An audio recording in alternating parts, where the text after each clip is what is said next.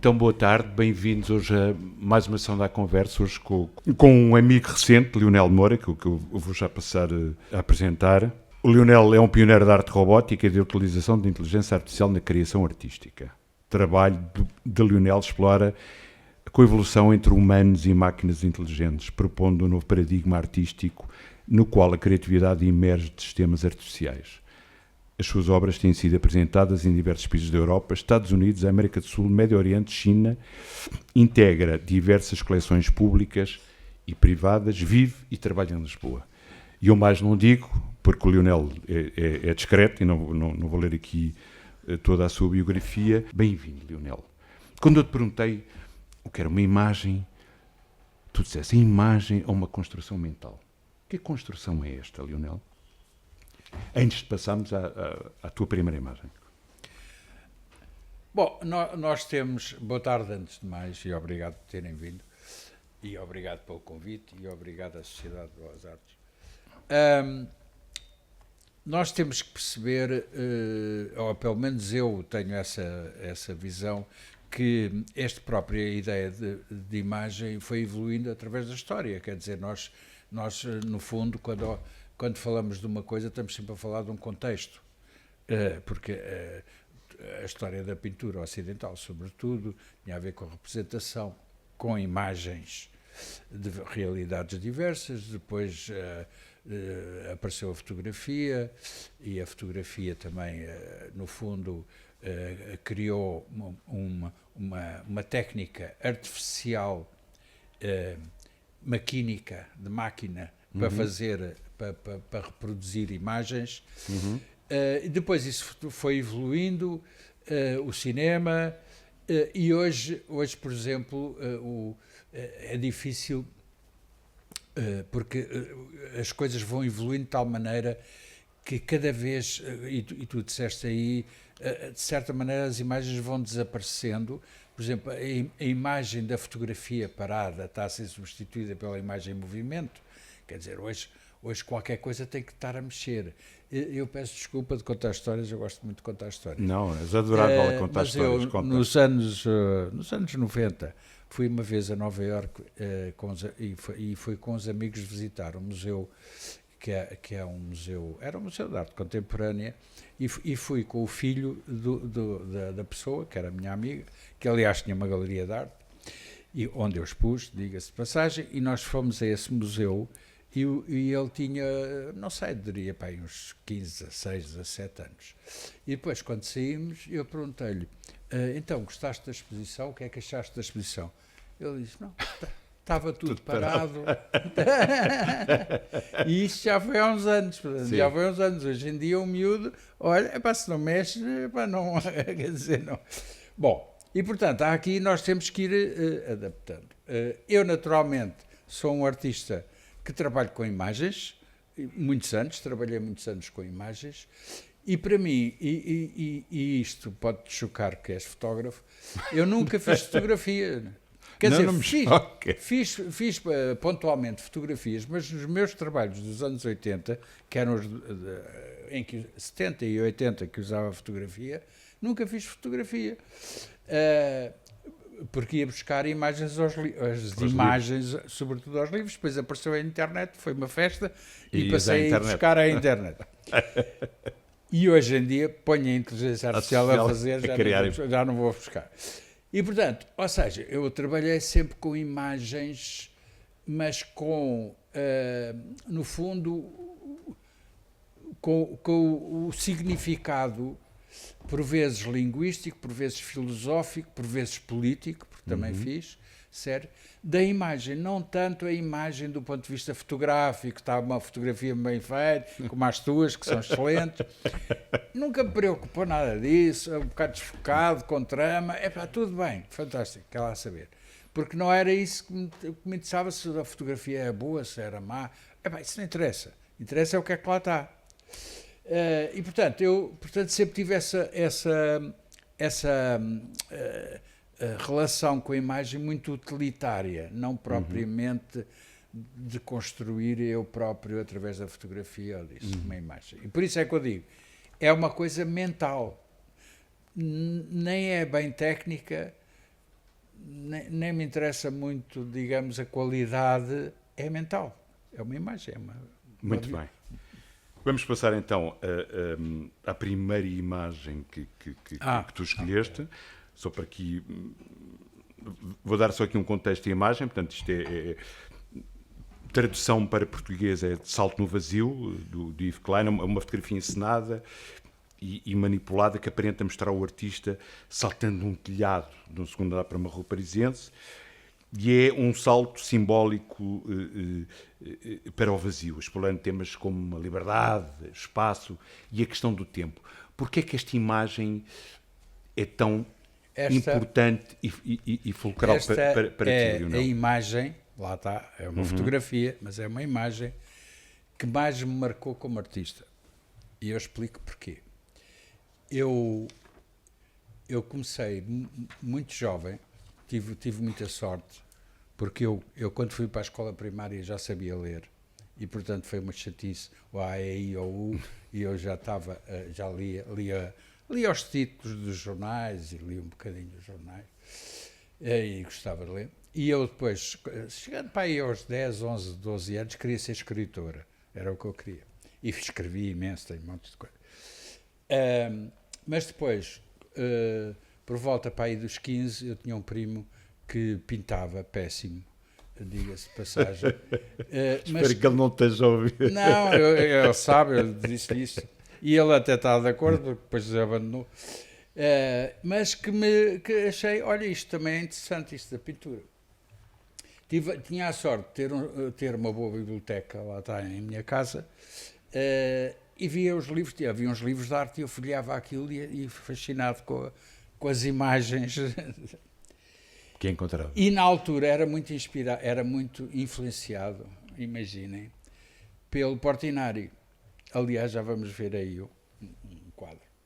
Era muito influenciado pelo Portinari, eu achava aquilo fascinante, umas mãos enormes, uns pés enormes. Era isso que vamos ver agora.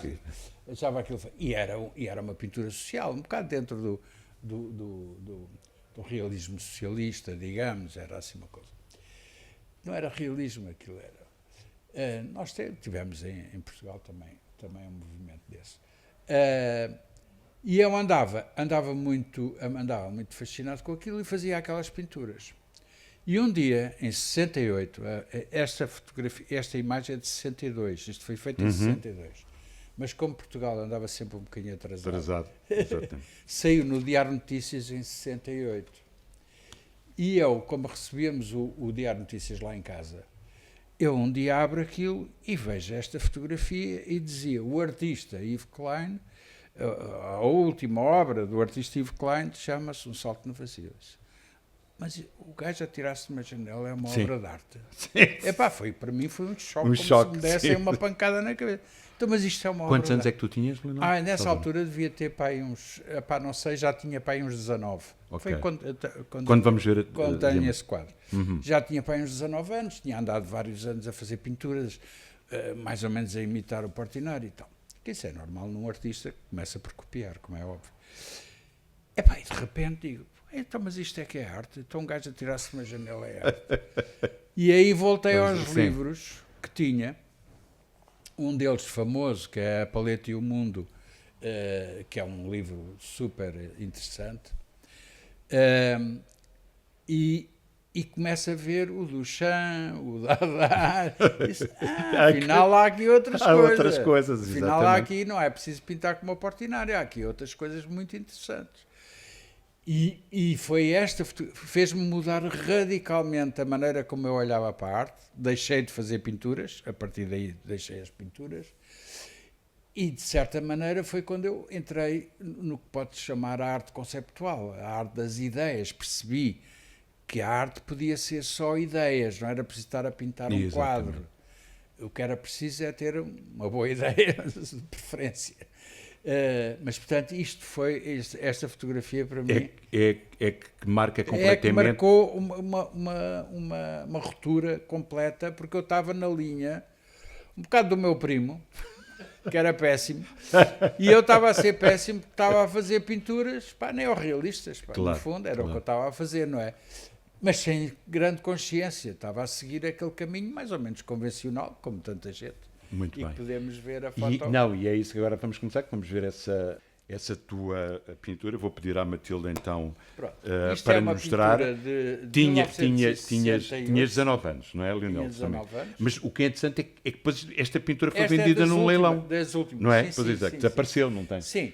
Sim, mas há um ser estranho. Lá estás as garras, Estás a ver as assim. mãos e tal, que isto ainda era ordinário.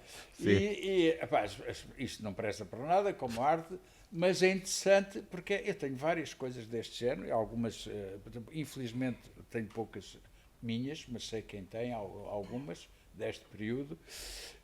Mas pronto, isto para se perceber que daqui, e agora podemos ver a próxima imagem, que é também interessante. Esta imagem... Mas era isso que eu te ia perguntar. É isso que é interessante. A grande ruptura é quando tu, entretanto, vais para a Holanda. Eu fui para a Holanda em 69 e comecei só a trabalhar com fotografia, lá está. Muito Embora bem. eu não podia fazer fotografia, porque eu estou ali com a cabeça entrada. Portanto, tinha alguém que Com fazia a gás, fotografia. Sim. E eu, na Holanda, fiz muitas séries fotográficas. Sobretudo, um bocado a contar histórias, narrativas, situações. Mas eram histórias, situações. E dessas obras. Mas espera aí, Leonel, só vou tentar. E vais também para estudar, para ter contacto com o novo tipo de arte tecnológica? Na altura na Holanda havia universidades a trabalhar muito para a tecnologia. Para não ir para a guerra colonial. Pronto. Ponto. Por isso é que eu te estou a perguntar. Quer dizer, não ia nada. E fui andando, fui para a França, porque a Espanha, se era apanhado, mandava-me de volta. Fui a salto até a França. Depois de França fiquei lá uns tempos, depois fui para a Bélgica, onde fiquei também e depois queria ir para a Suécia, não sei se era por causa das suecas, penso eu, naquela altura, não é? Eu tinha 20 e tal anos, se calhar seria, mas acho que não era. Era porque achava que aquilo era um país interessante, só que depois, quando cheguei à Holanda, houve quem me ajudasse, disse, não faças isso, porque quando chegares à Alemanha estás feito. Não vais conseguir chegar à Suécia, fica aqui, que aqui tens boas condições. E, de facto, fiquei lá a viver durante uns anos. Mas pronto, agora tive a sorte de ir parar a uma academia de arte, que era uma academia muito engraçada. Vocês peçam desculpa de eu estar a... Não, isto é maravilhoso, não tens de desculpa mas eu nada. acho que as histórias têm piada. Era uma academia... São imagens, exatamente. Na altura...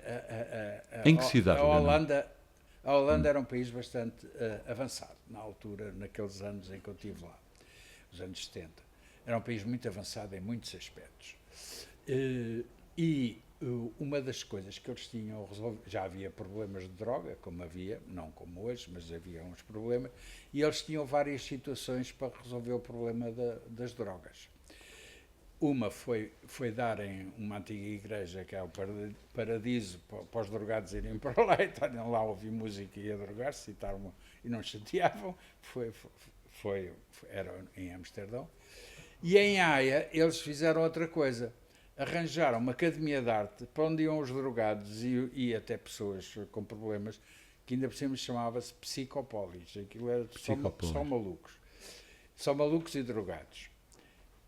Eu maluco não sei se era, mas drogado não era. E então havia meia dúzia de artistas que aproveitavam aquilo, e eles tinham tudo, tinham câmaras escuras, tinham vídeo, que era uma coisa raríssima. Sim, era raríssimo. Tinha fotografia, tinha tudo o que havia tecnológico. O pessoal passava o dia todo a dormir com as passas, os outros andavam meio malucos, e então nós tínhamos a academia por nossa conta. Éramos 3 ou 4 gajos. Exatamente, tinhas a universidade com uns faziam filmes, havia um que fazia desenhos hiperrealistas muito giros, havia um espanhol também que era um grande amigo meu, tornou-se. E eu utilizei muito a fotografia porque aquilo estava por nossa conta, era um edifício enorme e éramos nós que trabalhávamos. Nós não... E aquilo não tinha aulas, não tinha professores, conforme o departamento, tinha uma pessoa que ajudava. Ou seja, não era tinham um responsável por cada departamento, mas era uma espécie de assessor do departamento. Não, era um gajo que ajudava os alunos. Eu depois, passado uns meses, tornei-me um deles para ajudar os outros. Que apareciam lá, que era raro e era bom. Portanto, foi um período fantástico, fiz imensas coisas. sobretudo de fotografia e também de cinema, porque também tinha cinema. E aqui nesta imagem, eu lembro que tu estavas a falar que aqui projetavas isto aqui a já Gaza, foi, exatamente, já foi depois, manifestações, quando eu não voltei é? de Portugal, mas continuei durante o período dos anos 70, isto é de 77, se não me engano, a fazer fotografia. 77, Isto são séries, isto tem são 20 fotografias, são séries. Na altura, já havia, portanto, a seguir ao 25 de Abril, eu não conhecia ninguém, eu tinha estado fora, mas quando vi, quem me Sim, quem é que encontras cá? quem me Panorama promoveu artístico, por vocês, para verem como é que as coisas acontecem. Eu, algumas dessas fotografias expus no que é hoje a Galeria Diferença. Era a Grafil, na altura, ali no Rato. E fiz uma exposição com fotografias que eu tinha trazido da Holanda. E aparece um artigo altamente elogioso do Batarda. O Batarda escrevia para o Sempre Fixe, escreveu um artigo a dizer que era a melhor exposição que ele tinha visto nos últimos anos. Epá, eu nem sabia quem era o Batarda, não conhecia ninguém. Tinhas acabado de chegar, sim. Não conhecia ninguém.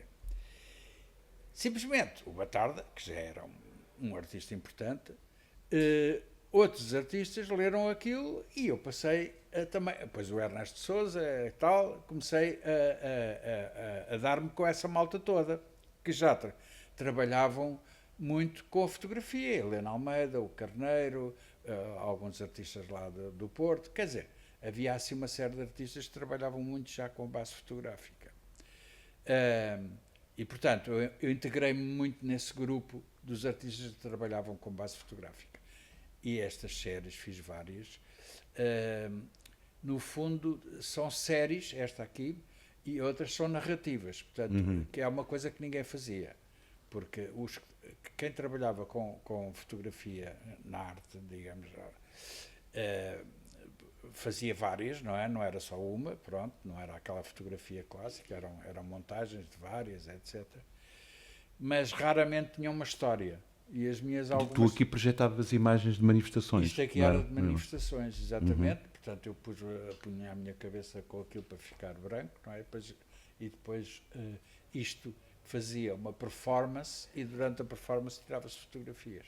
E as manifestações de várias partes do mundo, da Europa? Não, daqui. Isto está na sequência do 25 de Abril ainda. Ainda havia manifestações em 77. Muito bem. Passamos agora a próxima peça também. Qual é? Que é esta com o escritor que é o Lux Europa. É o Lux não é? 1995, que é uma peça feita com fotografias de escritores europeus, quer dizer, temos ali o Pessoa, veja ali o Kafka. Sim, está aí. E exposta... Que evento é que foi este? Isto foi muito giro, por isso é que eu pus, eu gosto muito disto. Isto agora pertence à Caixa Geral de Depósitos, comprou isto. E até agora só expôs uma vez, o que é normal porque isto é grande. Isto foi Edimburgo, a Escócia é escura, é muito escura e frio, mas sobretudo escura. É uma cidade que às 3 da tarde, quer dizer, assim, aquilo tem o período de verão e o período de inverno. Anoitece muito cedo. Anoitece muito cedo. E então, houve uma senhora que eu conheci, muito bem, que inventou uma coisa chamada Lux Europa, que era, portanto, desafiavam todos os anos artistas a fazer uma obra de arte com luz. E, portanto, a maioria das obras eram coisas com luz. Pronto. A senhora bem era escocesa ou era... Ela era escocesa. Okay. Por acaso era uma tipa fantástica, eu gostei imenso dela, demos muito bem, mas já morreu. Artistas a pedir coisas com luz, pronto, que fizessem coisas com luz. E eu que tenho sempre esta maneira de pensar um bocadinho ao contrário, gosto de pensar ao contrário, pensei, eu não vou fazer uma coisa com luz, vou fazer uma coisa, de certa maneira, com a ausência da luz. Isto são retratos de escritores europeus e isto estava montado lá numa estação de comboio de Edimburgo, e durante o dia são painéis amarelos, como se fossem cartazes amarelos, não se vê nada. Depois, à noite, com a luz negra, começam a vir os fantasmas. A Escócia tem muitos fantasmas. começam a ver os escritores e eles são os fantasmas. Mas só quando se acendia à noite a luz negra, porque durante o dia aquilo eram cartazes amarelos. Epá, a peça fez imenso sucesso exatamente porque foi uma maneira de usar a luz de outra maneira, a luz negra, que já é uma contradição, é um oxímoro, não é? Luz negra. E por outro lado, durante o dia não se via e depois só à noite é que apareciam aqueles fantasmas. É uma peça. Foi exposta pela Caixa Geral de Depósitos e ficou muito bem também. Muito bem feita. Ok. Passamos agora à imagem número 5, o teu primeiro robô pintor. Epá, que tem uma história deliciosa, é de 2001, não é? Portanto, esta imagem, se não me engano, tu disseste foi capa de uma revista do MIT, não é? E tem toda a história por detrás que vais contar, vai ser maravilhosa. Peço que eu vou contar. Eu, no final, agora dizer estas frases é fantástico, no final do século passado. Exato, no final do século passado. É uma delícia. É uma delícia. Nos anos 90, eu comecei a interessar-me. Eu tinha algum sucesso artístico nos anos 80, fazia umas séries fotográficas, umas coisas com fotografia, e aquilo tinha muito sucesso, estava muito na berra, naquela altura havia muita gente a fazer, e eu também tinha algum sucesso, tinha galerias em todo o mundo, em Los Angeles, em Madrid, em Paris, em todo lado. E até vendia bem, portanto até não posso queixar, vendia praticamente tudo o que fazia, porque aquilo era muito decorativo, muito... Quando chegou ao final dos anos 80, no princípio dos anos 90, fartei-me porque o meio mudou muito, porque até uma certa altura o meio artístico aqui em Portugal, e não só aqui em Portugal, mas aqui em Portugal então era um meio muito experimental, os artistas falavam muito uns com os outros, discutíamos, quer dizer, havia uma interação muito intensa nos artistas. Os artistas é que diziam aos galeristas quem é que eles deviam expor. Sim, porque os galeristas não percebem nada de arte. Isso é óbvio. Se percebessem, não eram galeristas. Bom, e portanto, nós é que dizíamos, tens de expor este, que este gajo é que é bom, e não sei o quê. E é assim que se faz a história da arte, é assim que se dá. Mas nos anos 80 mudou tudo, porque o mercado entrou em força na arte, lá fora, mas depois também chegou aqui, e quem passou a mandar foram os colecionadores, sobretudo os colecionadores, ou seja, quem tinha dinheiro para comprar as obras, e arranjavam, na altura eram críticos de arte, hoje são os cureitas, para serem eles a fazer a promoção. E o mercado tem uma lógica muito simples, qualquer pessoa percebe. Quer dizer, se eu comprei 10 obras tuas, eu não quero agora que venha cá outro artista, eu quero é valorizar o que eu já tenho teu. É a base do mercado, quer dizer, nem é por mal, é assim, pronto. E, portanto, isso criou um ambiente no meio artístico completamente diferente. Os artistas passaram só a falar de quanto é que venderam, quanto é que não venderam, era uma chatice, começaram a ficar assim um bocadinho mais estrelas. Isso tornou-se insuportável para mim porque eu não tenho paciência para isso. Pronto, eu quero fazer arte, não quero andar em festas e a beber copos. O chamado glamour. O glamour e tal, aquilo foi uma chatice. Pronto, e eu disse, acabou. Cortei com tudo, com as galerias todas e comecei-me a aproximar mais de uma coisa que eu já me interessava, que era a ciência, não é? Sempre me interessei, eu sempre li mais livros de ciência do que de arte. E comecei a me interessar mais por ciência, tinha uns amigos no técnico e comecei-me a dar muito mais com eles. Portanto, e no final dos anos 90... Começas a colaborar com o técnico? Começo a colaborar mais intensamente com eles e aqui é uma coisa que é preciso explicar para quem não sabe. Um algoritmo, que é uma palavra que vem do tempo dos gregos, mas não interessa, mas um algoritmo moderno, no fundo, é um conjunto de instruções que é dado à máquina. Faz isto, faz aquilo, não sei o quê, São o que nós chamamos de algoritmos de controle. Faz isto, faz aquilo, faz aquilo. Mas nos anos 90 apareceram uns algoritmos diferentes. Na altura não se chamavam generativos, mas no fundo são os que estão na origem da inteligência artificial de hoje. Eram algoritmos que não faziam a mesma coisa. Ou seja, cada vez que a gente punha a correr, fazia uma coisa diferente.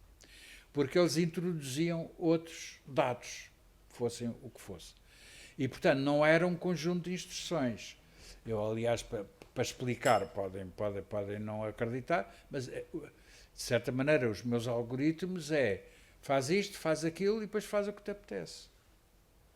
E o que te apetece pode ter a ver com muita coisa. Bom, e, portanto, eu comecei a usar esses algoritmos, e esses algoritmos que eu comecei a usar eram baseados na inteligência das formigas, não era das pessoas, das formigas. E, portanto, eu comecei a estudar o comportamento das formigas, interessar-me imenso por formigas. Começaste a ler tudo sobre formigas? Tudo. Tenho imensos livros sobre formigas. E sobre bactérias também gosto muito. Mas, então, as formigas, porque as formigas têm um comportamento muito interessante, que elas, no fundo, comunicam através da feromona, que é um químico, um odor doce, mas cheira intenso. Quem já foi a um coisa vê o cheiro, que aquilo é o ácido fórmico, que é muito forte. Mas aquilo é muito atraente para elas, e por isso é que elas, quando uma descobre a comida, volta até ao ninho, deixando um rastro com aquele ácido fórmico. Qualquer formiga que passa ali ao pé, isto quer dizer que ali há comida, bum, e vai por ali, por isso é que elas fazem os carreiros. Eu quando vi aquilo, e quando vi aquilo a correr num computador, olhei para aquilo, os meus amigos todos excitados, com a optimização, isto vai ser lá para as coisas deles. E eu olhei para aquilo e disse, isto é um desenho, pá. Isto é um desenho. Estas formigas estão a fazer um desenho. Sim, sim. E cada vez que se põem a correr, vem um desenho diferente. Pá, e pensei, isto é brutal. E então, eu comecei a fazer montes de experiências com esse algoritmo, tenho imensas coisas desse período, mas aqui em 2001 dei um salto, não é quântico, isso é um disparate que as pessoas dizem, mas bom, dei um salto que me tornou muito conhecido no meio científico. É que eu liguei um computador com o algoritmo com formigas, com algoritmos formigas, formigas artificiais, naturalmente, um código das formigas, e liguei a este improvisado braço robótico, que isto era uma máquina de CAD-CAM, de cortar coisas. Puseste um pincel? Pus um pincel e ele começou a fazer os desenhos que as formigas estavam a dizer para fazer. Quando eu divulguei isto no meio, que eu já tinha vários amigos científicos, ficou tudo iniciado. Porquê? Porque eles nunca tinham feito isto. O que eles tinham feito era no computador, muitas experiências, nunca tinham passado para o mundo real. E por isso, este desenho saiu na capa da revista do MIT. Vocês sabem o que é o MIT, que tem uma revista que se chama Artificial Life, não se chama Intelligence, porque isto é muito antes da ciência, da inteligência artificial. Mas chama-se, a revista ainda existe, Artificial Life, que é a mais importante revista sobre inteligência artificial que existe. Pronto. E este desenho saiu na capa. E tornou-me muito conhecido no meio científico, porque ficaram fascinados. Aliás, o cientista que criou o algoritmo das formigas, que é um italiano, o Marco Dorigo, tem um quadro das formigas no escritório dele. Eu conheço, ele vive em Bruxelas. Bom, conheci-o mais tarde, porque eu não o conhecia, sabia lá que. Mas, portanto, isto tem muita piada. Agora, para acabar, sim, para acabar uma coisa a cena... Com o leilão que nós tínhamos falado... Para acabar de uma forma conhecemos os dois muito interessante, muito curiosa. Isto é tudo verdade, eu não estou a mentir, eu estou a contar histórias verdadeiras. Um dia, eu sou amigo de um tipo, que é agora que dirige a leiloeira Cabral Moncada, é uma das principais leiloeiras que nós temos, e um dia estava em conversa com ele, já nem sei porquê, ele disse, Lionel, põe aqui uma coisa dos teus robôs ao leilão, a ver o que é que é. Eu disse, isso não dá nada, ninguém vai comprar uma coisa de robôs, então no leilão, ainda por cima os leilões cá são muito conservadores. Mas põe, dá que falar. E eu disse, por acaso tenho este desenho que saiu na capa do MIT, isso é giro, põe lá. E quanto é que vamos pôr? Eu disse, eu não quero vender, põe 5.000 euros. Pronto, que já sabemos que não se vai vender. Um desenho com 30 centímetros, 5.000 euros, feito por um robô. Não vende. Isso não vende. Pronto, pusemos aquilo a leilão, eles fizeram lá a sua promoção, e um dia telefona-me e disse, o desenho vendeu-se. Não querias acreditar. Eu não queria acreditar, fiquei super contente, naturalmente. E então, quando a minha mulher chegou a casa, disse, Madalena, o desenho vendeu-se. Desatou a chorar. Mas não foi de contentamento. Foi porque ficou triste de ficar sem o desenho, porque acha que o desenho tem muito mais valor do que está-se a vender por 5.000 euros. É um desenho histórico. Era o teu primeiro desenho. É um desenho histórico, é dos primeiros feitos por uma máquina. Mas, portanto, tem piada como é que as mulheres, eu diria. Feito em 2001. Foi feito em 2001. E depois em 2002, e como nós agora introduzimos a questão da máquina e do primeiro robô pintor, eu vou ler aqui uma parte do Manifesto de Arte Simbiótica por Leonel Moura. Sim, porque isto é muito importante. Temos o Manifesto Surrealismo feito por Breton em 1924 e em 2002 Manifesto de Arte Simbiótica. 1. As máquinas podem fazer arte. 2. Homem e máquinas podem fazer arte simbiótica. 3. A arte simbiótica é um novo paradigma que abre novos caminhos para a arte. Queres falar um pouco sobre isto, Leonel? Esta arte simbiótica... Isso foi escrito antes de passarmos aqui para a peça de por teatro... um artista altamente pretencioso. Não. Isso é óbvio. Bom, Não, que estava bem disposto. Não, porque na sequência disto, eu de facto percebi o potencial de ter máquinas a fazer arte, ou uma coisa que a gente pode chamar arte, ou não. Não é importante. E então, porque isso foi em 2001, isso foi escrito em 2002. E depois fiz mais experiências, outras coisas, depois, entretanto, até criei um robô autónomo, pequenino. Agora, eu hoje, quando olho para esse manifesto, eu não tinha capacidade técnica, não digo artística, um artista pode dizer o disparate que quiser, que está sempre bem. Pronto, um artista não tem que provar nada. O cientista é que tem que provar tudo. Agora, um artista não tem, diz uma coisa qualquer, tanto faz. Mas eu não tinha capacidade técnica para afirmar essas coisas. E mas isso é que eu a coragem de fazer, e claro, não, acho fantástico como claro. é que eu, nessa altura, escrevi isso. Eu ainda hoje digo, mas que é este gajo, pá? E, portanto, de facto, às vezes acontece coisas desse tipo. Acontece muitas vezes no campo da arte, é mais frequente do que na ciência, mas na ciência também. O Einstein disse várias coisas que não tinha meios na altura para provar. O Turing, que é o gajo, falou de inteligência artificial. Como? Quer dizer, nos anos 40, 50, falou de inteligência artificial. Como é que é possível, pá? E, portanto, às vezes uma pessoa não precisa, mas tem ali qualquer coisa que sai, uma coisa que não tem sustentação. Não tem sustentação. Mas é já uma premonição, porque agora quero mostrar que esta imagem é absolutamente fantástica. Que é a peça de teatro Ruhr, só para situar as pessoas que fizeste em São Paulo, que é do Karel Čapek, que era austro-húngaro, mas depois, entretanto, é checo e que morre também muito novo, com 48 anos. Tradutor, diretor, fotógrafo, filósofo, pintor, escritor de teatro. E esta peça passa-se numa fábrica onde se produzem robôs, não é? Esta peça tornou-se muito famosa por dois motivos. Primeiro, a peça foi exibida pela primeira vez em Londres. Ele é checo e foi a primeira vez que a peça foi exibida foi em Londres, em 1924, se não me engano. 1924. E quando fizeram a tradução, havia a palavra robota, porque em checo robota é trabalho. É trabalho. A gente ouve às vezes, quando ouve a televisão, pessoas do leste falam da robota. Robota é trabalho. E eles, como não sabiam como é que havia uma coisa, não queriam traduzir, porque era o autómato, o android, havia essas palavras, escolheram robô. Pronto. Vai robô, já que eles dizem que é robota, vai robô. Vai robô. E, portanto, a palavra robô nasce nessa peça, não existia. Só que essa palavra tornou-se a palavra para designar os robôs, pronto.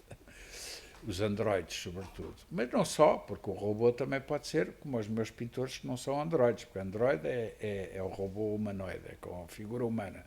Mas um robô qualquer daqueles dos meus não tem nada a ver com o humano, também é um robô. Bom, portanto, tornou-se a palavra universal. Ora, a peça em 24 e até mim, peço desculpa da propaganda, sempre foi feita em vários sítios em que, porque a história é muito simples, há uma fábrica de robôs, os robôs num determinado momento entram em conflito com os humanos, matam toda a gente e acabou. O Karel Čapek era um intelectual tcheco muito interessante, ele foi muito produtivo, mas era um conservador, como é evidente. E a Primeira Guerra Mundial foi muito negativa do ponto de vista da ciência. É quando aparecem as primeiras bombas químicas, os tanques, os helicópteros, os aviões, quer dizer, isso aparece tudo. Portanto, a ciência ajudou a máquina de guerra intensamente. E ele revoltou-se contra a ciência. Portanto, a peça é um manifesto contra a tecnologia e a ciência. Por isso é que os robôs matam toda a gente. Os robôs são maus. Eu achei muita piada a peça. Eu, aliás, já tinha lido a peça há muitos anos, nos anos 70. E sempre achei muita piada a peça. Mas os robôs da peça, porque ele tinha vários, eram sempre interpretados por atores humanos a fazer de robô, pronto, como é normal, não podia ser de outra maneira. E eu disse, não, temos que fazer isto com robôs, mesmo, em vez de ser humanos a fingir que são robôs. Consegui convencer o Itaú Cultural, que é um centro cultural brasileiro, que é do Banco Itaú, é como a nossa Caixa Geral de Depósitos, portanto é um banco poderoso, eles têm muito dinheiro. Consegui convencê-los a gastar algum dinheiro para fazermos uma peça com robôs. Para fazer o RUR com robôs. E foi uma das aventuras mais loucas da minha vida, por uma razão como vocês conseguem perceber. Portanto, isto tinha 3 robôs e 3 atores humanos, que são os personagens. Portanto, eu tive que reduzir muito, porque a peça tem mais. Mas o essencial são estes 6. Pôr robôs num palco é um problema. Naquela altura, quando eu fiz isto foi em 2010. Quer dizer, não é agora. Agora já seria mais fácil. Mas naquela altura, porque agora já há carros que conduzem sozinhos, mas naquela altura não havia nada disso. E um dos problemas é que eu tinha que garantir, porque este robô da frente, que era a Babá, só dizia disparates e dizia o que lhe apetecia. E andava de um lado para o outro. Aqueles dois muito esquisitos eram atores. Tinham um guião. Tinham que dizer aquela frase. E virar-se para ti e dizer, olha, não dê. E depois virar-se para ali. E não cair do palco abaixo. Porque um robô a andar num palco... Eu estava a dizer, este gajo vai-me cair do palco abaixo. E nunca caiu. Ainda mata uma pessoa que está na primeira fila. Bom, então criámos um GPS local do tamanho do palco. E eles, portanto, orientavam-se. Havia uma série de coisas que custou uma fortuna. Mapeava o espaço para ele poder andar. Mapeava o espaço e eles então tinham as coordenadas e andavam só ali no sítio onde eles iam andar. Mas a tecnologia falha, não é? Está sempre a falhar. E eu passei 2 semanas sempre em pânico, à espera que aquilo falhasse, que o robô caísse, saísse fora do caminho que ele devia fazer. Nem num ensaio ele se portou mal. Num ensaio houve uma vez que falharam, eu fiquei... Mas, por acaso, não sei se foi pelo peso da responsabilidade, a verdade é que durante as 10 sessões, porque aquilo era 5 dias por semana... Correu sempre bem. Correu sempre super bem. Só mais uma história, porque já estamos naquela das histórias. O que tem... Bem, então é assim. Este robô, que é a Babá, é o robô primitivo, é um robô muito simpático, gosta muito dos humanos, está sempre a dizer... É aquele que, tipo como é hoje o chat. A dizer tudo bem e tal. Fala e diz tudo bem. Os outros dois já nem por isso. É um macho e uma fêmea, e a história é muito engraçada. Porque eu inverti a história do Ruhr. Eu pus o Ruhr como uma história de libertação dos robôs. Quer dizer, há de facto uma guerra, matam toda a gente, mas é porque se querem libertar. Fiz ali uma história. Mas porquê é que se querem libertar? Porque aqueles dois robôs apaixonam-se um por outro. E depois no fim nasce um robô pequenino. E... Já estás um pouco como o Blade Runner. Não, tenho lá. E então, porque eu chamei esta peça O Nascimento do Robô, que é ambíguo, porque nasce um robô e é a palavra robô que nasce com esta peça. Agora, só para terminar. No final da peça, vinham as pessoas a agradecer e vinha sempre pessoas a pedir para ir ao palco, tirar uma fotografia. E com o robô. Mas não era com os atores, nem era com esta babá. Com ela, com a babá. A malta só queria a babá. Porque era simpática. E achava imenso. E queriam todos ir tirar uma fotografia com a babá. Ai, que maravilha. Olha, passamos agora à imagem número 7, que esta agora é absolutamente brutal. Este meu amigo Antes de eu ler aqui mais outra parte do manifesto. Epá, que robô é este? Que braço é este? Esse robô é fantástico porque eu depois... Imprimos em 3D, não é? Exatamente. Eu comecei... Isto é feito aonde? Não, o robô é alemão, é um Kuka. É de uma fábrica de robôs bastante boa. Mas está numa empresa de Viseu, que é a Moveco, que é uma empresa de alto nível. Pronto. Faz muita coisa, mas faz sobretudo design muito sofisticado e a máquina e a fábrica é toda robotizada, tudo que é uma coisa, eu quando entrei ali fiquei fascinado. E depois vi este bicho que estava parado, não sabiam o que é que haviam de fazer com ele, não conseguiam pôr o gajo a funcionar. E depois eu comecei a trabalhar com eles e então, a partir daí começámos a usar este robô para fazer impressão 3D, porque ele consegue fazer peças até 3 metros, portanto, eu nunca fiz nenhuma com 3 metros, tenho medo, porque isto quanto mais alto se vai, se falha aos 2,90 m, todo aquele trabalho perdeu-se. Não é? E então eu tenho um com 2,80 m, mas nunca passei dos 2 metros. Mas ele pode ir até aos 3. Agora, ele faz isto por adição, ele vai andando e vai fazendo a peça por aqui acima, por aqui acima, por aqui acima. Tenho aí, depois já vou mostrar uma peça feita por este robô. E é isso que agora vamos ver no Museu UCA em Pequim, em 2021, não é? Bom, aqui em Pequim este é fantástico, porque é aquilo que nós tínhamos falado, que é chamada arena, lembras? Nós temos, isto é uma arena. Que tu tens uma pequenina agora. Põe lá os robôs dentro e eles coletivamente vão fazendo trabalham entre si. É. E este é aquele robô pequenino que agora tens ali na Fundação Mel. O que eu tenho já é mais avançado do que este, mas é utilizado. Mas é da mesma... fala desta exposição... da mesma espécie. Fala desta exposição em Pequim. Não, esta exposição em Pequim... Tudo de artistas a trabalhar com tecnologia. É uma exposição só de artistas que trabalham com tecnologia. Pronto. Isto, claro, a China está muito avançada. Isto teve imenso sucesso porque é um museu muito interessante, que se chama UCA, e esse museu que está... Por acaso está num sítio que é parecido com a LX Factory, que eram antigas fábricas, e eles instalaram lá um museu de arte contemporânea. É um museu de arte, também faz exposições de arte contemporânea. Por exemplo, quando fui lá agora, tinha uma exposição de fotografia. Lá está um artista que usa fotografia, não era de fotografia, era um artista chinês, um artista chinês. Mas fez essa exposição com os tais 20 e tal artistas que fazem parte de uma coleção. E que, no fundo, isto foi uma apresentação dessa coleção que tem coisas, do melhor que se faz naquela altura. Isto já é de 2021, não é? Se não me engano. 2021, exatamente.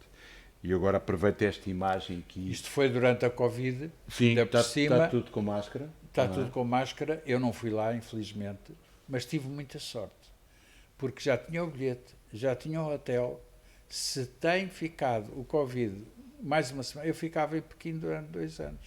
preso num hotel. Preso num Aconteceu hotel. a outras pessoas. Epá, tive a sorte do Covid vir antes de eu apanhar o avião. Senão estava tramado. E eu estivesse tramado. Mas depois a exposição ficou mais tempo, por causa do Covid, ficou mais tempo. Mas eu não fui ver, nunca. Não fui. E antes de passarmos à próxima imagem, que é, já vai explicar que museu é esse, e aproveitando aqui esta fantástica, passando ao ponto 4, ou seja, depois eu li o ponto 3, que vou relembrar: a arte simbiótica é um novo paradigma que abre novos caminhos para a arte.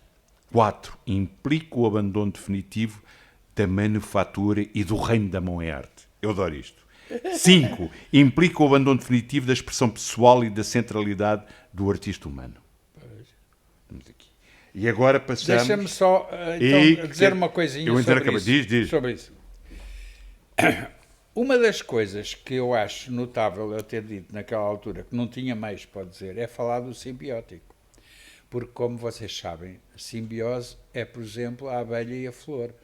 A flor precisa da abelha para polinizar, a abelha precisa da flor para comer. Bom, e o que eu defendo desde essa altura, mas na altura não tinha, é uma simbiose entre um humano, um artista neste caso, porque é sobre arte, mas que pode estender-se a qualquer profissão, a qualquer atividade, a simbiose entre o humano e vamos-lhe chamar a máquina ou a inteligência artificial, o que se quiser, porque é a mesma coisa.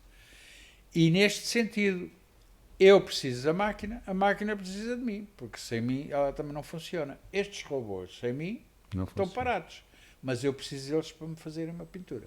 Portanto, esta ideia de hoje é muito atual com a inteligência artificial. Porquê? Porque é exatamente isso que se precisa. Nós temos que aprender a criar uma simbiose com a inteligência artificial. Porque sem isso não vamos conseguir fazer nada. Sem isso vamos simplesmente usar a inteligência artificial como um Google sofisticado, fazer perguntas e tal. Isso não serve. Nós temos que trabalhar conjunto. Mas trabalhar em conjunto nessa perspectiva de que eu preciso da inteligência artificial, mas a inteligência artificial precisa de mim, nomeadamente para eu lhe dar mais conhecimento. Eu tenho experiência de vida, ele não tem. E eu posso lhe dar experiências de vida. E, portanto, nós estamos aqui os dois a trabalhar numa simbiose. E isso é que eu acho que é importante nesse manifesto. Muito bem. E já lá vamos voltar, porque agora vamos ver... E agora uma imagem também fantástica de um museu, se não me engano, penso que é na Arábia Saudita, não é? Estas esculturas, a tal que é dedicado completamente... Este é o tal, diria, Art Future, é um museu criado, aquilo é ao pé de Riad, é tipo Sintra lá do sítio, e criaram um museu todo só dedicado à arte digital e tecnológica, não faz exposições de pinturas convencionais, faz de pinturas de robôs, porque tinha lá, estavam lá. Essas esculturas, está aqui uma tal e outra, foram feitas por aquele bicho. Aquele braço gigante aquele braço que estava ali que atrás. fez essas esculturas. Mas mais, as esculturas não foram criadas por mim, foram por um algoritmo generativo, em que eu digo-lhe assim, faz-me uma escultura, e ele faz. Mas não dizes... Não digo nada especial. Há uma coisa... há uma coisa a cor vermelha, porque eu gosto muito, o azul eu não ligo nada a cores. Mas isso eu não ligo a cores. Agora outra coisa. Não, há umas coisas que eu tenho que dizer, que são parâmetros. Dizer, faz uma escultura, mas que não tenha mais que 2,70 metros de altura e que não tenha uma largura superior. Senão o gajo faz uma coisa daqui até à Lua e isso não dá. E isso não pode ser. Não, mas é que isto é muito São engraçado. parâmetros muito simples. Não, mas isto era muito engraçado. Estamos agora a falar da cor e dos parâmetros muito simples para passarmos à imagem 10. Que esta é a primeira que faz com a inteligência artificial. Mesmo tu dizes, o que é isto? Bom, é muito interessante. Quando apareceu, que é o Dead Goddard. Quando apareceu a inteligência artificial para nós usarmos esta que existe agora, que se chama generativa, apareceu por volta de 2021. Esta imagem é 2021. E eu comecei logo, como eu sou todo tech, comecei logo a usar. E aquilo era muito rudimentar, o próprio ChatGPT era uma espécie de Google, lá está. Sim, básico. E quando apareceram as primeiras aplicações para gerar imagens, epá, era aquelas que punham mãos com 7 dedos, ainda hoje em dia. Mas naquela altura era invariável. Aparecia mãos com 7 dedos, aparecia gajos com 3 orelhas. Bom. Mas aqui o que é que tu pediste? Não, e então eu fiz muita coisa com isso, tenho imensas coisas para lá no computador. E, entretanto, o Godard morreu, eu soube da notícia na internet, seguramente, que o Godard tinha morrido, e porque o Godard morreu, achei piada e fui e fiz o prompt a pedir à aplicação, diz assim, e disse só assim, Dead Godard on the beach, porque ele só falava em inglês, agora já fala em português. Portanto, Godard morto na praia, que era uma combinação do Godard e do Einstein on the beach. Do Glass e do Robert Wilson. Exatamente. E, portanto, Godard morto na praia. E ele fez isto. E isto é brutal. Para já, aquele pé nem tem dedos. Nem nada. Não tem. Depois o sexo é um bocadinho esquisito. E depois a figura é um bocadinho sinistra. É o Godard na praia, morto. Mais morto que vivo. Epá, eu achei isto genial. Porque era, na altura, digamos que era mais criativo do que hoje. Faria uma coisa toda bem feitinha, limpinha, impecável. Aliás, ainda não... Olha, quando chegar a casa vou experimentar ver o que é que dá agora. Já agora. Sim. Nunca mais pensei nisso, mas como vim agora aqui para lembrar, vou perguntar, a ver, e ele vai fazer uma coisa lindinha, bonitinha. Aqui não, pá, isto é fabuloso, pá, isto é uma obra de arte. Pá. Antes de passarmos a um filme que também fizeste é aqui. o filme. Não, continuamos agora. E pegando outra vez no manifesto o abandono definitivo da expressão pessoal e da centralidade do artista humano, o abandono definitivo de qualquer pretensão moralista ou espiritual, assim como qualquer propósito de representação. Claro. O que é isto? Opa. Ora, se eu estou a defender uma arte feita em colaboração com uma máquina, por um lado, perco centralidade. Eu isto já não é uma obra de arte minha, é simbiótica, é feita pelos dois. E, portanto, eu saio um bocadinho do centro, porque o artista, naturalmente, na nossa concepção de arte e de artista, está no centro da obra, ele é que é o gajo que faz a obra. Mesmo quando há grupos de artistas, também tem a centralidade. Aqui, não. E depois, não há nestas obras nenhuma intenção moral, política, não pode haver. Religiosa, quer dizer, não pode haver, não tem interesse, porque não. Primeiro porque, lá está, a máquina ou a inteligência artificial não tem interesse nessas coisas, pode ter interesse descritivo, se tu perguntares, ele diz. Mas, na verdade, não tem emoções, não tem sentimentos, não tem intenção verdadeira. A máquina? A máquina não tem, e ainda bem. Que é e o artista? Bem. E o homem que está a colaborar com a máquina? Não precisa? No meu caso também não tenho, porque eu não tenho sentimentos, não tens de alma, emoções, não tenho alma, não tenho nada disso. Pronto. Eu tenho emoções para outras coisas, mas não para fazer arte. Tenho emoções como qualquer pessoa, gosto da minha mulher, gosto de comer do filho, de uma boa refeição. Uma boa refeição, gosto do meu filho. Portanto, isso eu tenho, eu sou humano e, portanto, tenho emoções. Mas para fazer arte, não quero cá emoções, nunca. Eu para fazer arte, para ser muito sincero, já que estamos aqui numa psicanálise,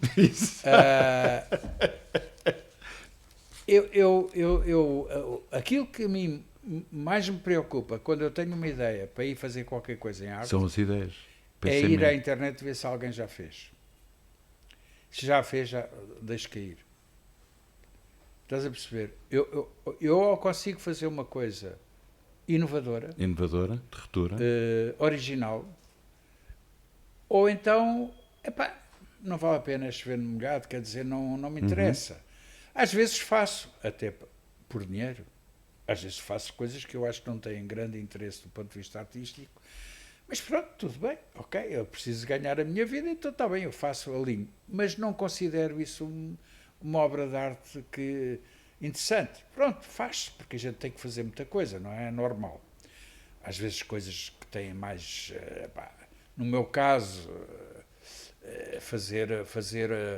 ou seja, fazer mais uma pintura com o robô, já não vai adiantar nada, mas pronto, faz ali uma performance e faz porque alguém pagou para se fazer uma performance com o robô. Tudo bem, mas não vai adiantar nada.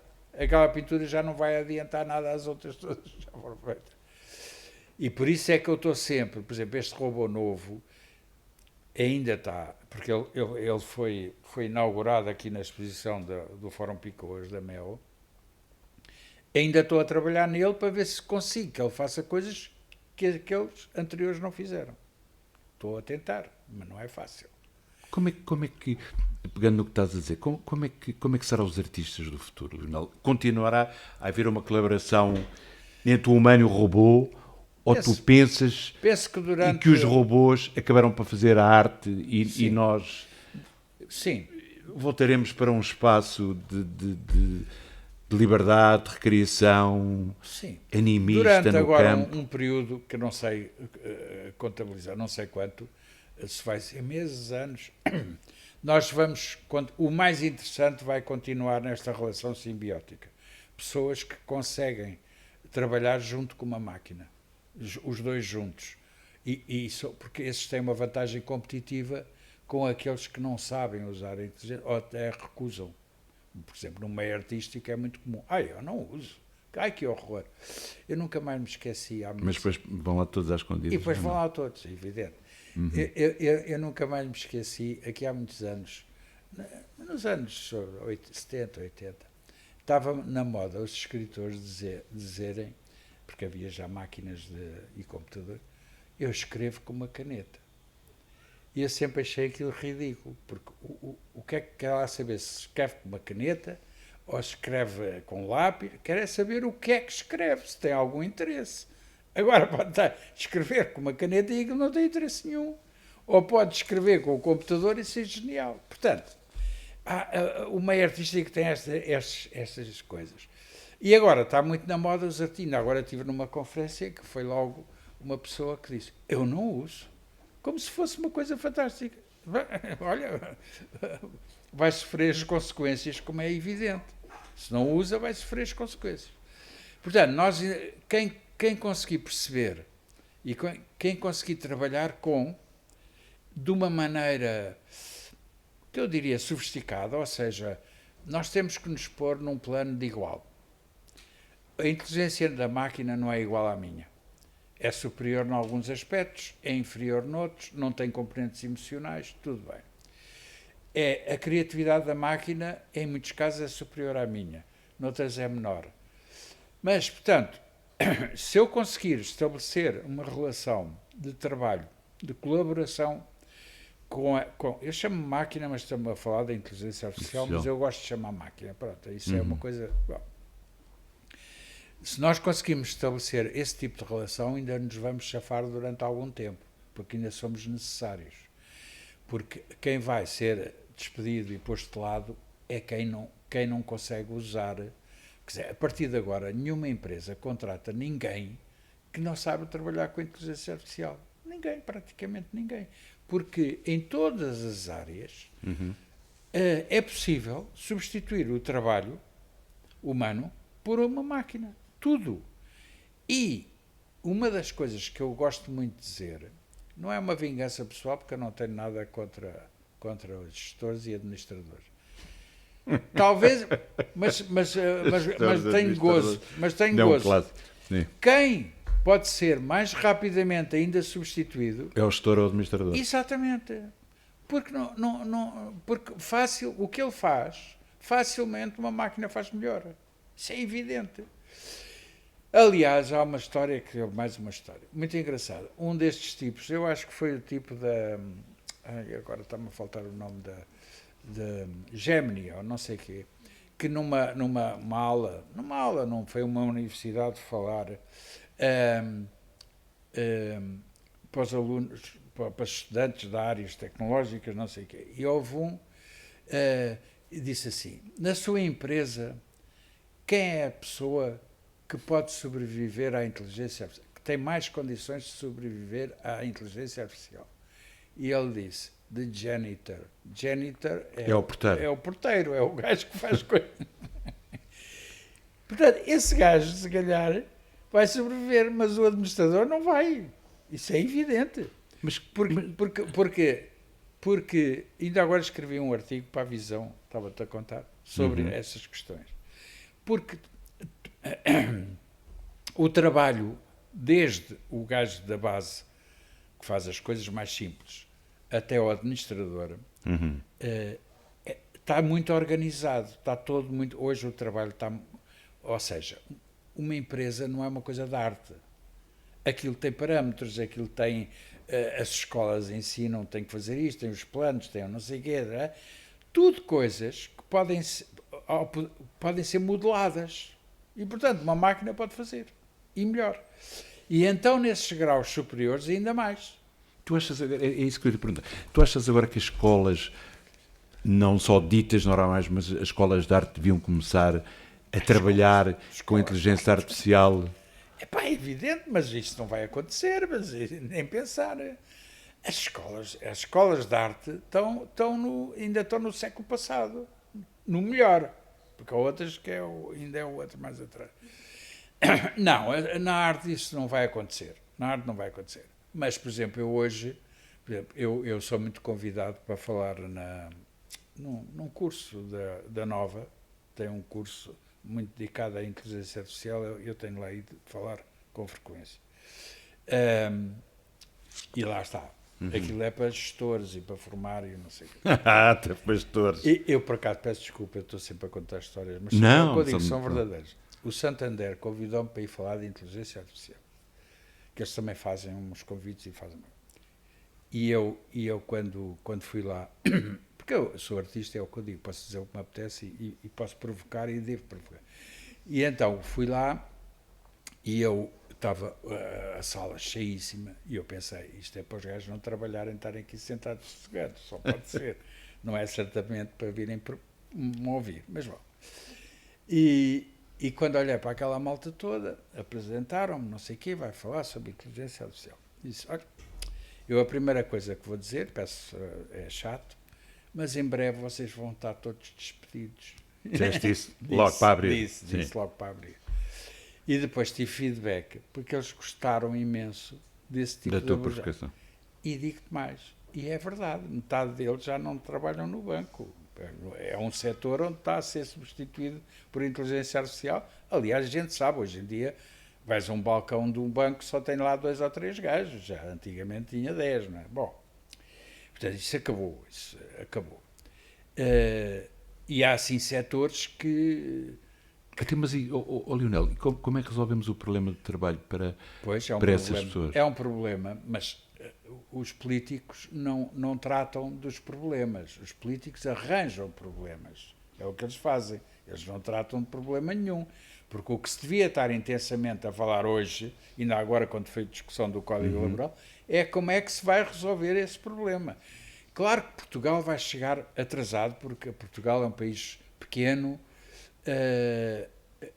não tem muita mão de obra, aliás, estamos a viver de imigrantes, porque não temos gente, não é? A população está muito envelhecida, e portanto aqui vai demorar mais tempo a chegar.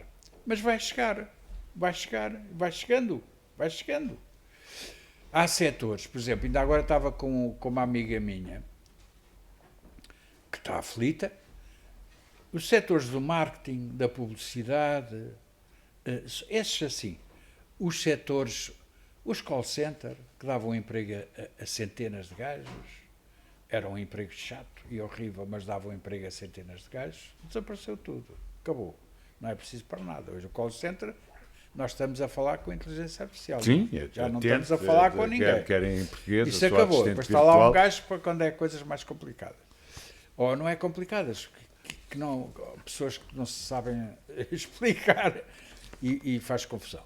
Mas há sim setores, os advogados. Também estive numa conferência com um advogado aí de um grande gabinete e ele disse que despediram centenas de estagiários. Porque antigamente os estagiários, porque no direito, por exemplo, há um problema qualquer, tu deste-me um pontapé e eu fiz queixa, tem que se ir ver leis sobre Atrás daí, pontapés exatamente, e elaborar recurso e tal. aquilo Com são a inteligência artificial. não sei o quê. A inteligência é segundos. Olha, a lei tal diz que não se pode dar pontapés. Pronto, acabou. E, portanto, os estagiários estavam lá para andar no livro à procura e tal. Nos Estados Unidos ainda mais, porque o direito deles é muito baseado nas sentenças. Mas mesmo aqui. E, portanto, há assim setor. Olha, tradutores, tudo na rua. No cinema, dobragem, acabou. Acabou, a dobragem acabou. Portanto, a gente hoje vê no Netflix, aquilo é tudo feito por inteligência artificial, as legendas, a dobragem, não vejo filmes dobrados, mas imagino que sim. E tem imensa piada, como vocês sabem. As legendas, em certos países do leste, quando um cão ladra, eles põem ão. Não. Sim. É genial, Exato. é genial. Barulho, sim, exato. Barulho da janela, rei, não sei o quê. Traduz tudo. Barulho da janela, bateu com a porta. Então, mas como é que achas que a humanidade pode sobreviver com a máquina? Porque, repara, nós também estamos a... Quer dizer, mesmo na literatura, Olha, tu vês e aquele olhas senhor- para o cinema... Sim. Queriam mais um bocadinho de água. pode Sim, ser? é porque o engraçado é que quando tu vês toda a ficção científica, os filmes, tu vês o Blade Runner, a revolta dos replicants, que eles querem ser humanos, pretendem ser humanos, ele apaixona-se por um replicant, tens o ar em que ele fala com uma voz no computador, tens uma senhora no Japão que construiu o homem perfeito, que é a humanidade. Isso há vários na Ásia. Como é que achas eles têm muito esse tipo de... Casam com robô. Isso acontece muito na Ásia, porque a Ásia tem uma cultura muito diferente. Obrigado. Muito diferente da nossa. Na Ásia, eles têm uma cultura dos bonecos. A arte deles tem muito a ver com bonecos.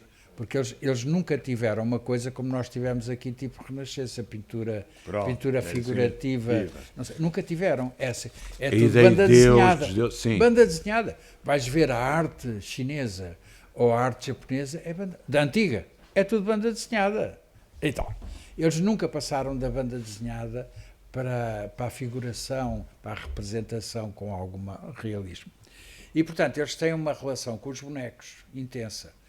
E por isso é que dá o casar com o robô, coisas desse género, isso agora está imenso a acontecer. E, aliás, eles têm explorado isso, que hoje tens robôs que é de cair para o lado, não é? Quer dizer, aquilo é impressionante. Sim, é incrível. Com pele, uma coisa, com expressões.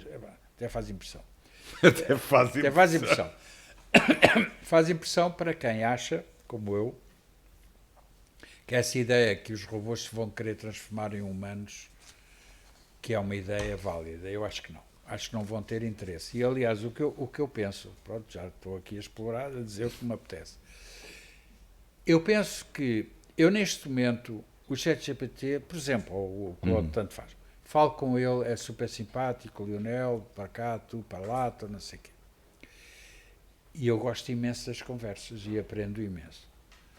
Mas vai haver um dia em que ele, se calhar, vai dizer assim, este gajo é um chato. Estou farto de falar com este gajo. É sempre a mesma conversa. E então vou desligar deste gajo e vou-me embora.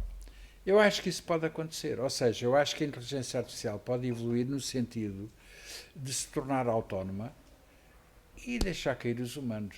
Fartar-se de nós. Sim, são uns chatos, pá. E é verdade, somos uns chatos. E, portanto, qual é o interesse? Só se tiver interesse.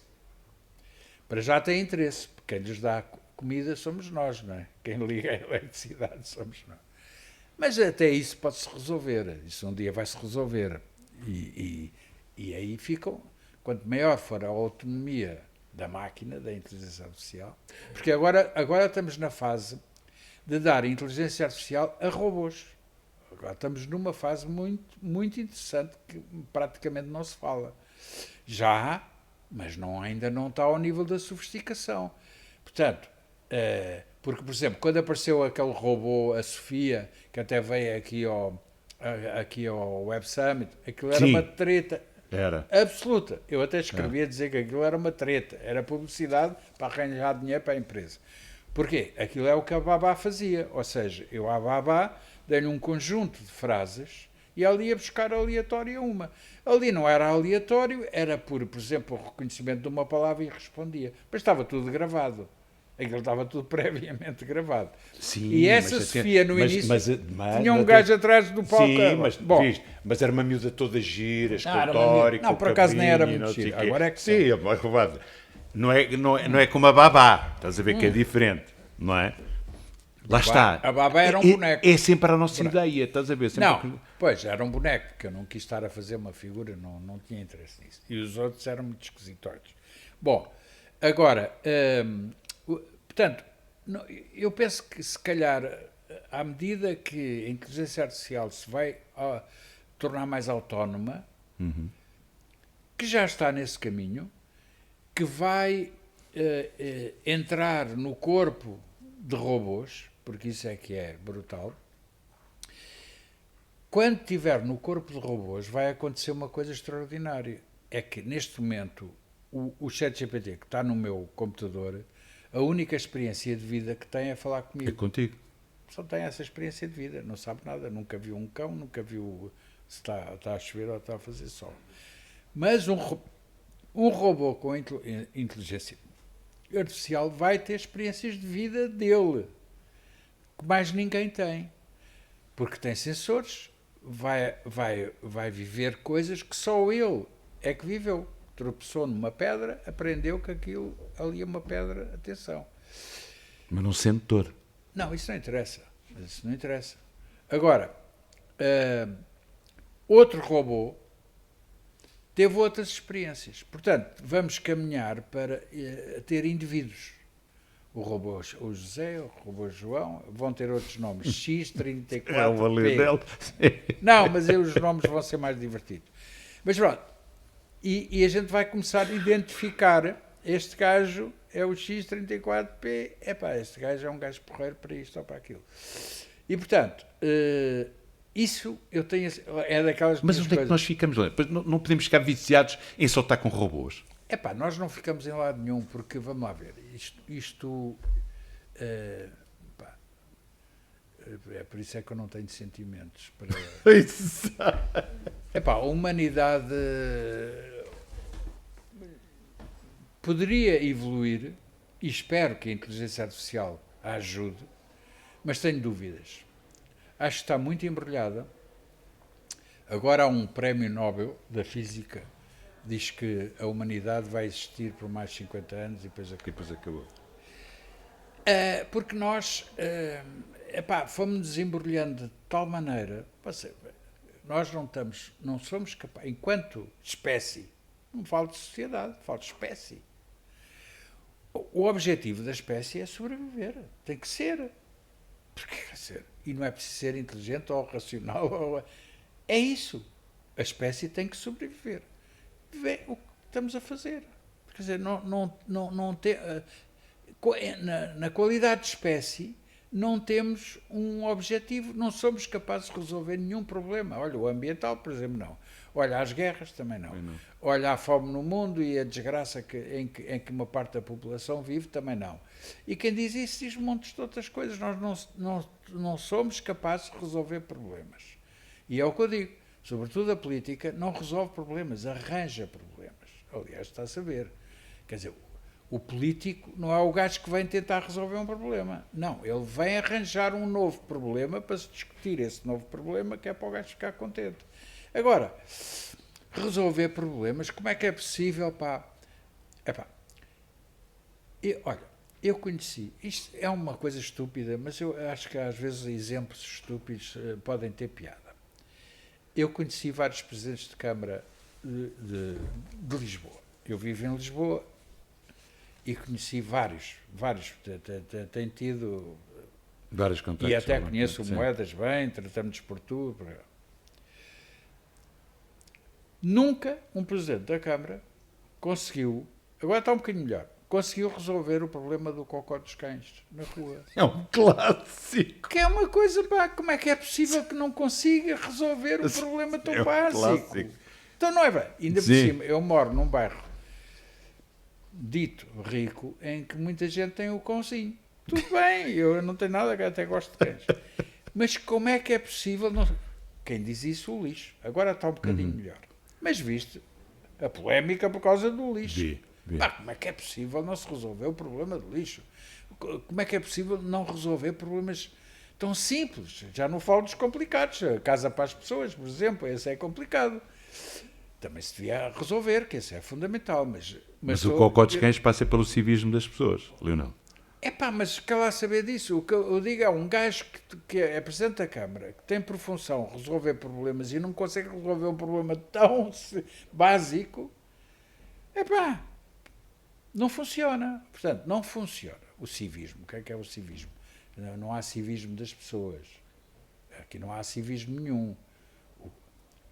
Se a pessoa apanhar uma multa daquelas pesadas, nunca mais acontece. O civismo é esse. Porque a gente fala muito. Eu vivi muitos anos na Holanda.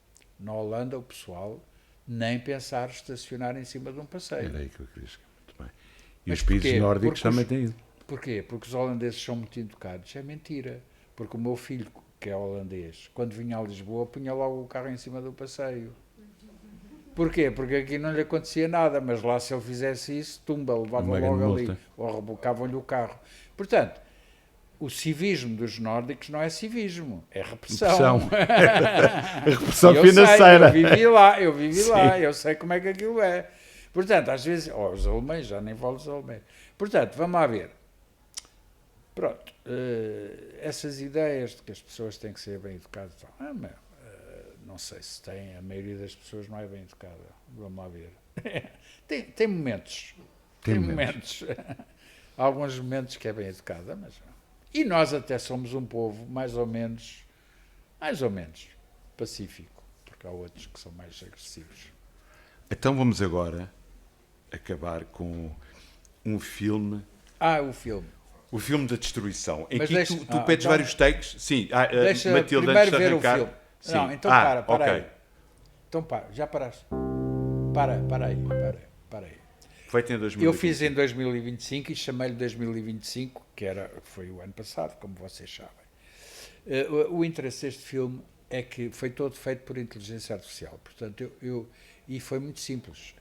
Eu disse ao programa que faz vídeos, faz-me uma série de takes de explosões em vários ambientes. Ponto final, parágrafo. Não disse mais nada. Não disse se queria isto. Aliás, até a escolha de ser a preto e branco não foi minha. Depois achei piada, nem me lembrei disso. Podes pôr. Pronto, isto é a música do Carlos Maria Trindade, que eu fui buscar ao RUR. E isto é basicamente o que a gente vê na televisão todos os dias. Portanto, não tem nada que saber.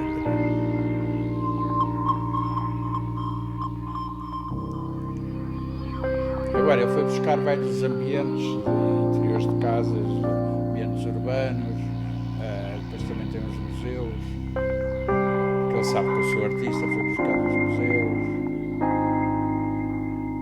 Isto está muito bem feito. Quer dizer, isto já foi feito ano passado, já não tem a qualidade que tem agora. Agora está com muito mais sofisticação. Isto é fantástico. Super bem feito.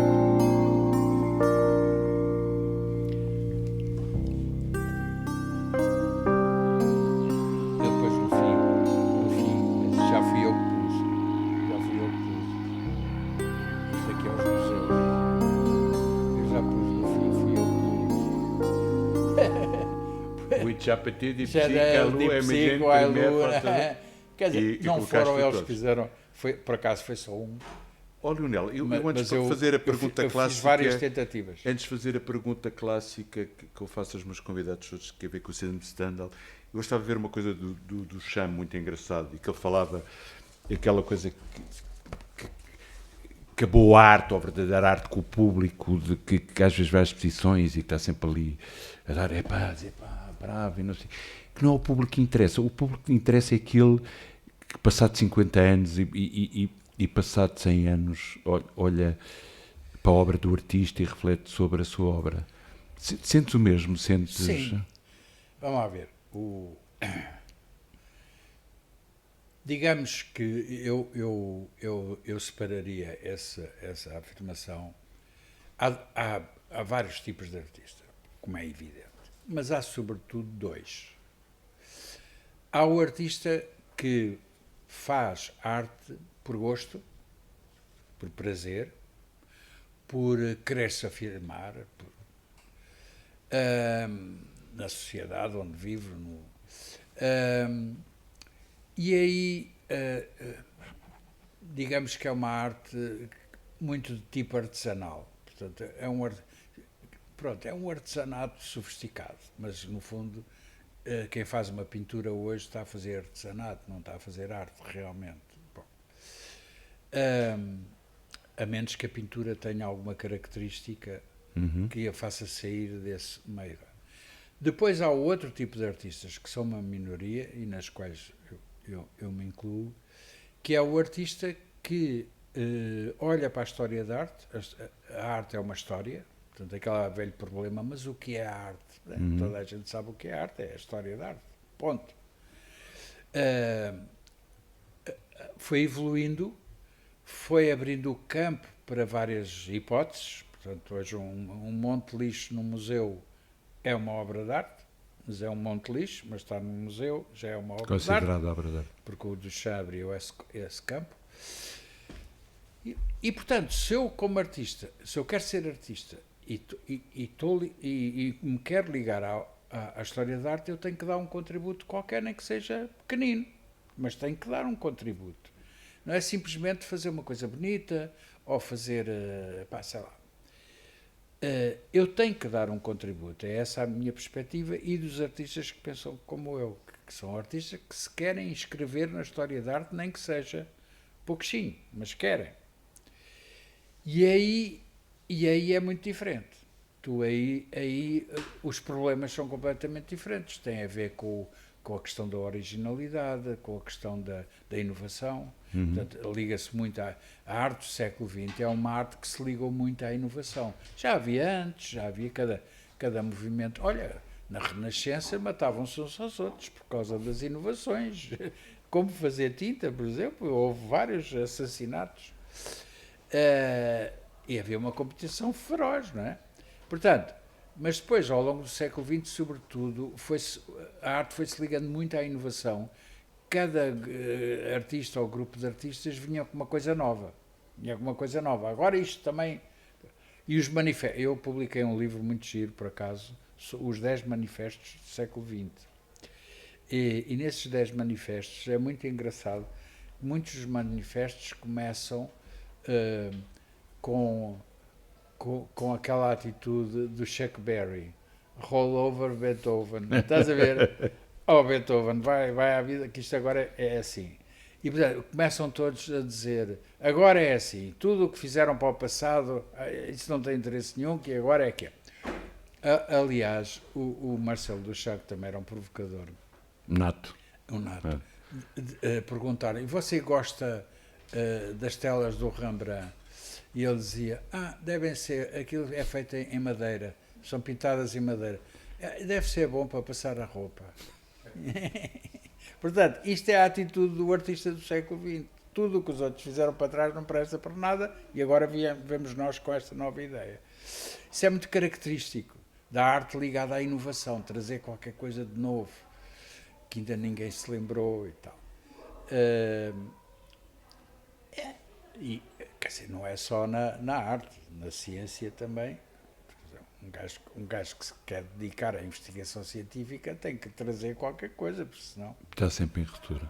Olha, e para terminar, para ti que não tens alma nem coração, eu quero-te colocar a questão... Lembro sempre do síndrome de artista, que há bocado estávamos a falar, por causa do Stendhal, do escritor francês que tinha uma paixão enorme por Itália e a ver os frescos de Giotto, que ele sentiu-se mal, uma comoção com tonturas. E depois há uma psicóloga italiana de Florença que começa a estudar essas sensações e intitula de síndrome de artista. Tu que não tens alma nem coração, tens pensamento, já sentiste algo assim? Nunca. Perante uma paisagem? Um quadro? Paisagens até gosto, mas... Gosto. Um bom prato de cozinha portuguesa, algo que Mas deixasse porquê português? emocionado e Porquê estomecido? português? Não, porque estamos em Portugal, Lionel, pode ser fora. Não, mas eu como muita comida. Olha, é uma das coisas que eu gosto aqui com os turistas, é que trouxe-nos comida de vários sítios. Eu gosto muito de explorar. Agora, vamos lá ver. Epá.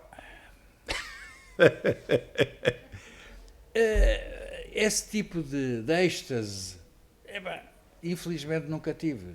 Pronto, não sou crente, se calhar também tem a ver com isso, não sou crente, não acredito em nada, não é só Deus, não acredito em nada, não sou crente e, portanto, epá, há coisas que eu acho mais interessantes, acho que está interessante. Sou muito mental, isso é interessante do ponto de vista mental. Então, Depois, o quê? Dá-me um baque no coração. Epá, nem sei. Quer dizer, de vez em quando vou lá medir o coração, mas epá, e atenção, o resto nunca tive baques. para saber se E estás... se tiver, vou para o hospital. Bom, portanto, epá, não tenho esse tipo de abordagem. É verdade que eu já fiz análise, eu sou um bocadinho Asperger, sou um bocadinho, mas pouquinho, não sou muito, sou um bocadinho. Não gosto muito de ambientes com muita gente, não é o caso aqui, não é? Mas não gosto muito, não gosto que me mexam no corpo, eu tenho problemas com barulho, e depois sou assim, não tenho assim grandes emoções, sou um bocadinho Asperger, mas Muito estou bem. todo contente em ser. Ok. Epá, porque Lionel. olha, sou casado com uma mulher que é o oposto, chora de 15 em 15 minutos. Tem imensa emoção, sempre imensa emoção. E eu acho extraordinário como é que se consegue viver assim, mas ela é fantástica e ajuda-me imenso. Mas, pronto, esse lado emocional eu nem sei o que é. Muito bem. Ok. Lionel, agradeço-te imenso e agradeço aos nossos estimados A paciência convidados que serem tiveram estar da nesta auditório. conversa maravilhosa com o Lionel, e agora é a altura da Rita e da Lara cortarem. Sim, não, uma surpresa até ao ato performativo. Lionel, não tens um objeto escondido Tenho um objeto escondido, que agora vais revelar? mas não está escondido. Então, onde ele está? Está aqui. É este objeto. Este objeto é um objeto fantástico. Nós já nem nos damos conta, porque é um objeto que vive em simbiose comigo. Um telemóvel vive em simbiose connosco. É o que eu digo, isto é a abelha e a flor. A gente, quer dizer, uma pessoa que lhe tiram um telemóvel começa a chorar, lá está. Sim, concordo Fica contigo. em pânico, fica despida, perdida, não é? E, portanto, nós já vivemos em simbiose com uma máquina. Isto é uma máquina. E, portanto, para mim é um exemplo notável de que é possível a ligação com a inteligência artificial desta maneira. É possível. E o telemóvel não é para fazer chamadas. Isso já não existe. E já não existe. O telemóvel é para tudo menos para telefonar. E, portanto, nós temos ali uma parte da nossa vida. Está ali tudo o que eu tenho que fazer nos próximos dias. Tudo que está, não sei o quê, combinado, não sei o quê, até textos tenho imagens, tenho ali a minha vida, uma parte dela, pelo menos. E, portanto, e depois eu sou cozinheiro, gosto imenso de cozinhar. E vou ali perguntar a receita. Como é que eu vou? Não, e faço mais. Vou ao frigorífico, vejo o que é que há, digo, olha, há isto, faz uma receita. Olha, faz-me assim, faz isto, faz aquilo. Faço isso com muita frequência. E é excelente. E dá sempre ideias excelentes. Viram? Bimbi para quê? Nós Bimbi, temos não sei, não tenho. Exato, Mas estás a ver? Não tem muita terça, mas podias ter. Não, eu gosto de cozinhar, porque acalma-me. Porque eu levanto-me muito cedo, a minha mulher às 5 e eu às 5:30. Portanto, quando chega às 11:30 já estou com uma fome. E aí vou e também já fiz muita coisa, porque eu trabalho muito na parte da manhã. Depois vou para a cozinha cozinhar. A minha mulher não sabe fazer um ovo estrelado, zero. E ainda bem. E eu gosto. Sim. E então vou para a cozinha e ponho-me ali a preparar, com a ajuda aqui do meu amigo, a preparar umas coisas, e estou ali entretido ali mais 1 hora e tal, pronto. E faço umas coisas. E até cozinho mais ou menos. É. Leonel, foi um prazer.